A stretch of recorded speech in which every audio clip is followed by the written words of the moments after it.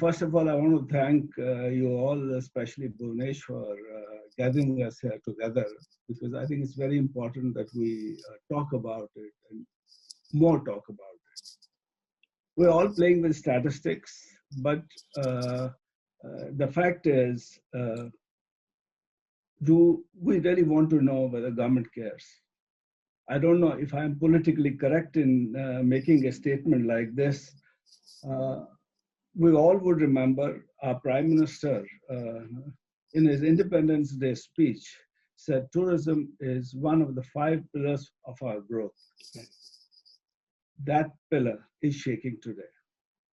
And I think if something is not done, we are not only at ground zero, we'll go absolutely down. And let me tell you, if our industry, hospitality industry goes down, so many other industries would also go down, whether it's real estate, it's retail, all would be impacted. We want them to really bring some relief. Now, what is that relief? A colleague of mine the other day wrote an article and he said, probably people feel in the powers that be that we are begging. We are really not begging. We want to grow the economy. And before we really grow the economy, we need some help. We need to survive. If we don't survive, how will we revive ourselves? We are struggling. And as Jyotsna ji just now said, many of our owners don't really have money to pay bills. We are primarily a management and franchising company. I have, just in our group, Radisson Hotel Group, over 300 owners to deal with. And believe me, we have a lot of problems. The only thing which we have got is, yes, lots of moral support. Everybody we talk to says, yes, your requests are genuine. And I must say, for our industry, all our associations have done a tremendous job.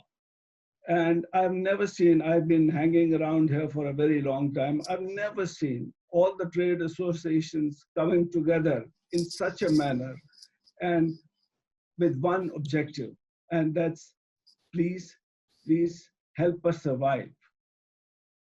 Jyotsna ji again made a point that there's a myth that we are elite. 80%, over 80% are mid-market hotels and below. And look at the people who will lose their jobs. 42 million jobs are at stake. So government has to do something. And I think we are left with really no choice, but we need to cut costs and job losses would increase. And I think while that's the survival package, we also at the same time need to be, as Prime Minister has said, we need to be Atmanirbhar. And we have to learn to actually be Atmanirbhar and ensure that we keep our costs under control and move ahead and create different revenue streams to just survive. I think we have weathered many storms and for hundreds of years, and in the recent past also. I think we will get over this and we'll be very close to, we may not be 100% to what we were pre-COVID, but I can tell you we'll be very, very close to this in 18 to 24 months. Anyway, that's my belief. But I think having said that, we have to move on. We cannot go on, expecting things to happen. Padu spoke about various good points on restructuring ourselves to meet these current challenges. But I think we have to look for new possibilities. And one of the key possibilities I would certainly want to talk about is domestic tourism. Sure. I think that's the next big thing, as Nakul also said to start with, and almost all panelists agreed Mhm. that there is a huge, huge market, both at center and states.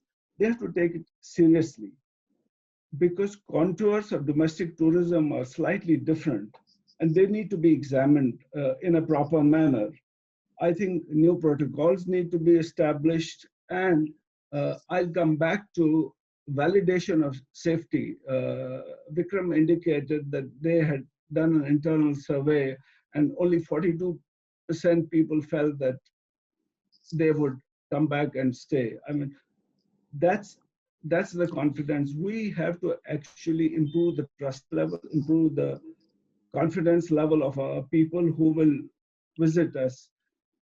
Back to Okay. the government, what we expect if we are going to focus on domestic tourism, I think some of the infrastructural changes and giving us the right status.